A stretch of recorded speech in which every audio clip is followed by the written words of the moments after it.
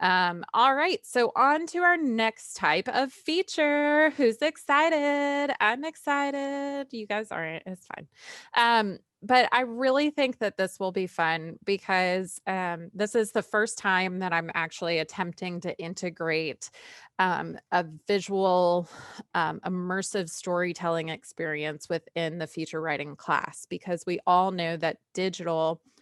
Um, Media really is utilizing a lot of emerging media, emerging technologies in order to tell stories. And so I think this will give you guys a competitive edge when you are applying for jobs and things of that nature. So we are going to be writing a historical feature, but using 360 video to tell your story. So today I'm going to be talking to you about what a historical feature is, just as a genre of feature writing.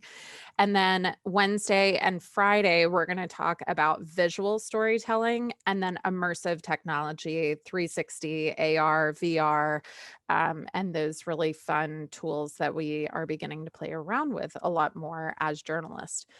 And so, in talking about historical features, and that's a really great headline that I wrote, historical features. I don't know.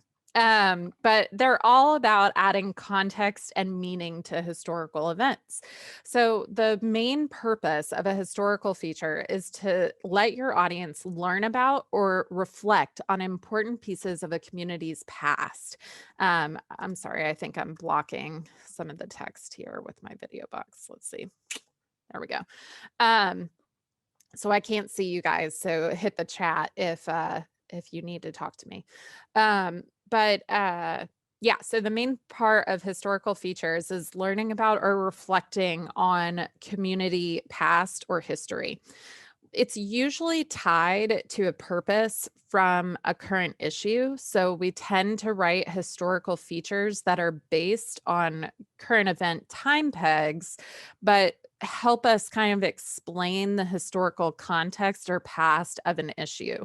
For instance, what, of course, when the university announced that we were going to be renaming some of our buildings, local media were explaining the history of those buildings, who those people were that they were named after, and why they're memorializing on our building names was questionable and needed change. And so that's an example of tying a historical past moment to a current issue time peg.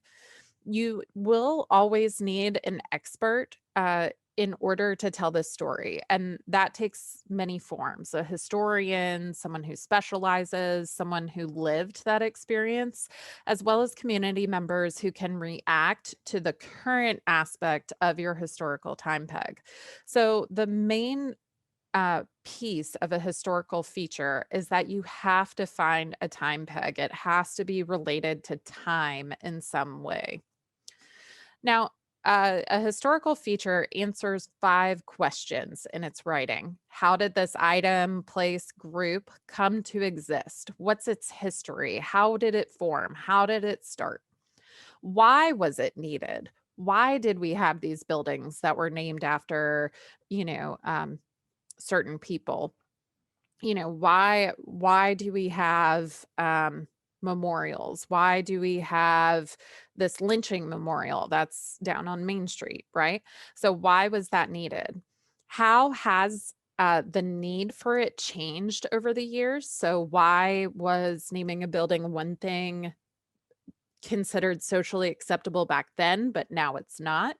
How do people feel about it now? So that's the emotional reaction aspect of the historical feature.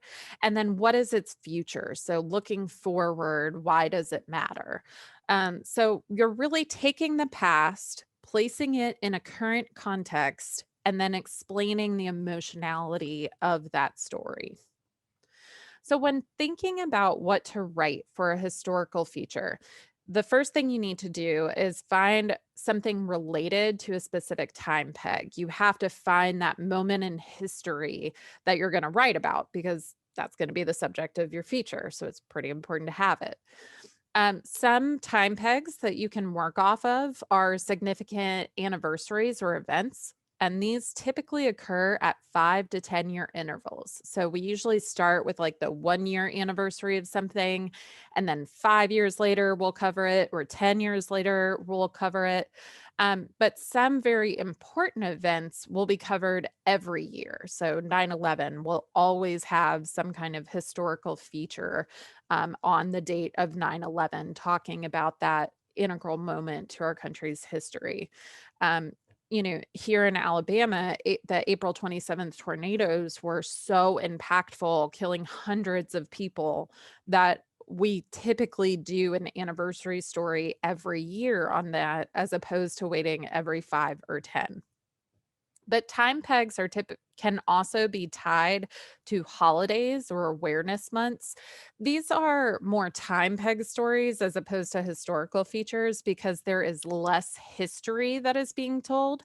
However, they kind of fall into the same category because of their reliance on time. So, in order to think about that topic, that subject area that you want to cover in a historical feature, you want to think about influential organizations, buildings, people, events. Think about your community and what matters to it, and how that community and that aspect of that community was formed. And that will give you some good ideas for a historical feature. You also want to consider how long has it been since someone looked into their formation or purpose. If someone has done it recently, you probably don't have to explain the history again. So the renaming of the buildings has been done a lot recently, where, maybe the civil rights memorials that are located here on campus, or the fact that we started out as a women's college, all of those could have had longer stretches since they were told, and so that makes them a little more valuable in terms of our news values, because they're a little more fresh. Um, and we always have to consider, why does it matter today? The difference between a historical feature and a historian is that we really have to make it relevant to our readers. We don't want to just present some random history, which could be interesting in and of itself if you like history, if you're a history buff. But for the average reader, they need to have some context. They need to have some current event or news value that this is tied to. So, in thinking about things that you can write about and research, we talked about, we talked about awareness months being available. So, I always just go in, and when I was working in news, I had a calendar of like the silly, oh, it's National Cheeseburger Day, whatever, just to have like kickers or things that were tied to anniversaries or awareness months, things like that. So it's really good to go ahead and start looking at those, but you can always just pull up different calendars. This one's a health one. So this is for April, by the way. April is National Autism Awareness Month, right? And so thinking about how we could work off that time peg to write a story about that. Allergy Awareness Week. I'm sure most of you are experiencing this firsthand, like me. So different things of that nature. Then we also have, I'm telling you, if you have a thing, there is a day for it, right? Like National Take a Nap Day. I don't know. They're silly, but it allows you to write some interesting stories, especially during slow periods. So here are some others, Stress Awareness Month, Jazz Appreciation Month could be super fun, right? Mathematics and statistics, maybe not as fun as jazz, but National Pet Month, Move More. So you can think about all different kinds of stories that you could write about this, right? International Pillow Fight Day. Man, campus needs to have an International Pillow Fight Day. Discover national parks, right? So there are lots of different things that you can get ideas from by looking at these types of calendars. Now, one important aspect of doing historical time pegs, especially for this assignment that you guys are going to be doing is the inclusion of visuals, because history is very interesting to me. I love history. I love finding out like why things happened and how it builds the foundation for today. But for most people, history can be very dry and somewhat boring. But when you add visuals to it, it becomes much more impactful. So here is a story that the New York Times did about the lynching memorial that is located in Montgomery. So obviously, that lead photo draws you into the history, right? And they talk about why this was created. They show some of the artwork that is around. They talk about the artist and other things that he has done, and really just visualizing this history for people. Right. So this is a very important aspect of history pieces, is trying to bring that history to life for people. And that's why I felt that doing the emerging technology and interaction aspect that I wanted to include for the feature writing class would be perfect for historical features. So, again, visuals are a key part of helping people feel like they are there, helping bring history to life. So, things you want to be doing are pointing out details that may go unnoticed. In the lynching memorial, for instance, if you have not been, there's like this wall of they're jars that contain the dirt, or sometimes even the ashes of victims of lynching, and it's it's very moving to see that, and they have their names written on it, the names of the victims, but it's such a small part of the overall memorial. But you may have noticed in that story, they used a close-up shot of that, and it gives you a sense of that wall, right? So they're pointing out details of the memorial to people. You want to profile the people that are involved. So in that piece, we saw the artists being featured. It's also good to use archives and photos of archives. Just make sure that you're getting permission if you're not taking the photos yourself. Typically, archives are open public record. And when something is open public record, you're free to use it. Just make sure you courtesy it. Um, and you can always use the help of our library or historians in order to do that. So another important aspect of historical time peg features is, of course, research, because we need to understand the history of something in order to write a historical feature. Makes sense. So again, historical features typically heavily rely on an expert on the topic. So this can include professors, so like a history professor or a professor of a specific subject area, historians, preservationists, so people who are working to preserve the moment of history that you're writing about, and also people who were alive when it was created or when it happened, people who experienced the event. Those eyewitnesses are very important, and they are considered experts in this type of feature writing. Also, finding documents. We've talked about archives that you can find in libraries, or historical records, things of that nature. Those are very important in your research as well. So you need to really immerse yourself in the history of whatever you're writing about in order to educate your audience about it. So let's look at, well, before I move on, are there any questions about historical features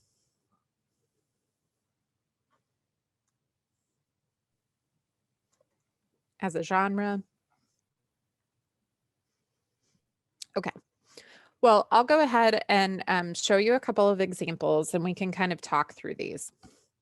So, as we talked about, anniversaries are very important in terms of historical features. And typically, what you want to do is go through, especially if you're a producer or someone who does a lot of content pitching, you need to kind of make your own calendar of these important anniversaries. So if I'm working for an Alabama media outlet, I'm likely going to put April 27th in my calendar as the anniversary of the tornadoes, right? So that I will always remember around that time period to write a historical anniversary feature. So this was done by AL.com. Of course, almost every single Alabama media outlet has these. Um, but this one is kind of interesting because it's a look by the numbers. So it's looking back, but it's also adding data and analysis to it. So this one is a little more informational than it is personal, which is fine. But it shows you kind of the timeline of what happened and reminds people of what happened. And of course, like this is just terrible for me to remember too, because I was in this site that photo particularly working for a number of days with the university and how hard they got hit. Um, Lots and lots of deaths this day, and many areas are still recovering from it, even 10 years later. Um, but you can see they rely very heavily on these visuals. All right, oop, there we go. Of course, mass shootings are ones that I guess I typically remember, probably because it's my dissertation work. But mass casualty events are very important in terms of anniversaries as well. These typically rely on that 5-10 year, where you write about it the first year of the anniversary, but then you cover it every 5. So on the 5th anniversary, on the 10th, the 15th, 20th, so on and so forth. So this is one that the Denver posted on Columbine 20 years later. This is a very extensive piece that they did to talk about the people who were there. They talked about the victims. They talked about how the community has changed and things of that nature. And so this was a very well done piece. They actually use slideshows, which again shows you the visual elements of these stories. Now, on anniversary stories that involves tragedy, I would typically say find people who were there and share the emotion, show how they've grown, recovered, changed because of these instances. Another aspect is bringing out history that is not as known about. So, the New York Times has a really interesting series of projects called Unpublished Black History, and they talk about aspects of Black history that aren't talked about very often. And while, of course, the assassination of Dr. King is an integral moment of Black history and well talked about, the fact that the crime scene turned into a memorial was an interesting piece that they did. And so here they go back and talk to historians about that memorial. They ask where some of those um, things where did they go? How were they memorialized? How were they archived? And they talk a lot about Dr. King, about you know um, his influence and things of that nature. So this is a really beautiful series too. You can see the use of archive photos pretty prominently here as well. And who doesn't love Run DMC? All right.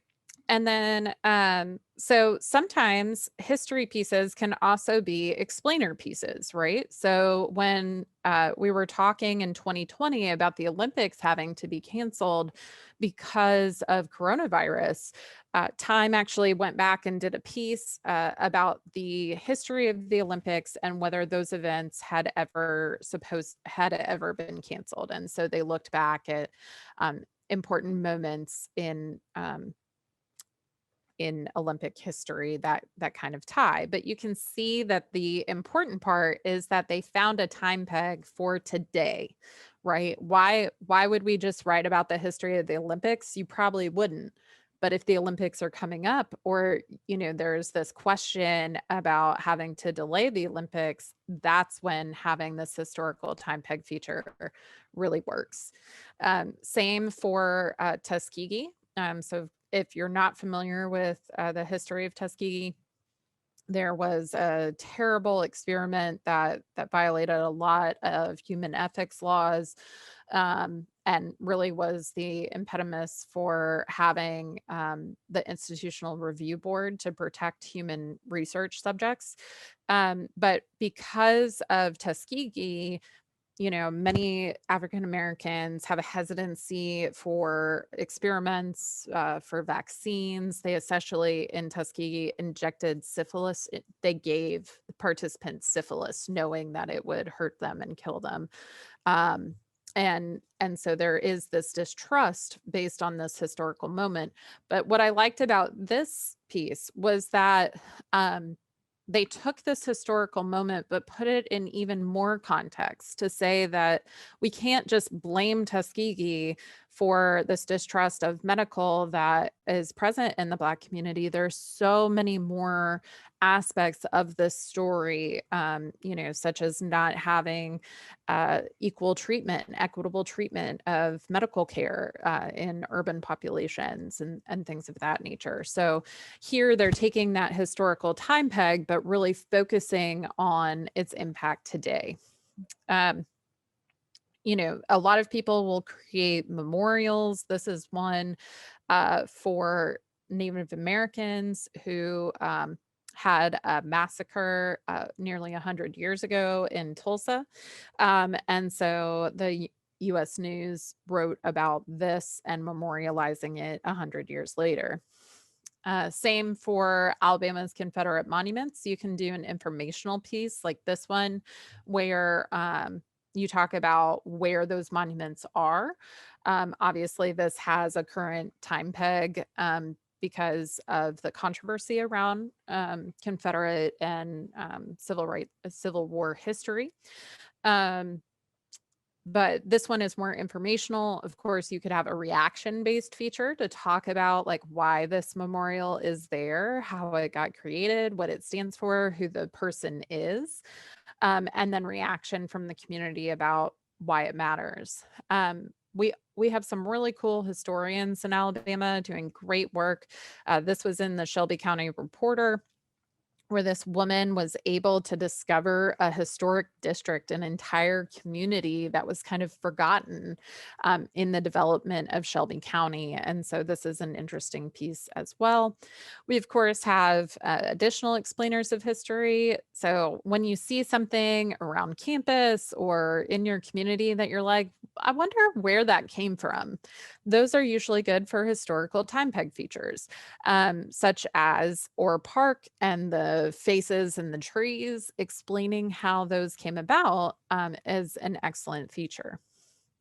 We also, we've already talked about renaming buildings, but you can also do biographies or perspectives on history through kind of this blended historical time peg feature with human interest feature. So here, Alabama News Center did these beautiful portraits of World War II veterans and their experiences.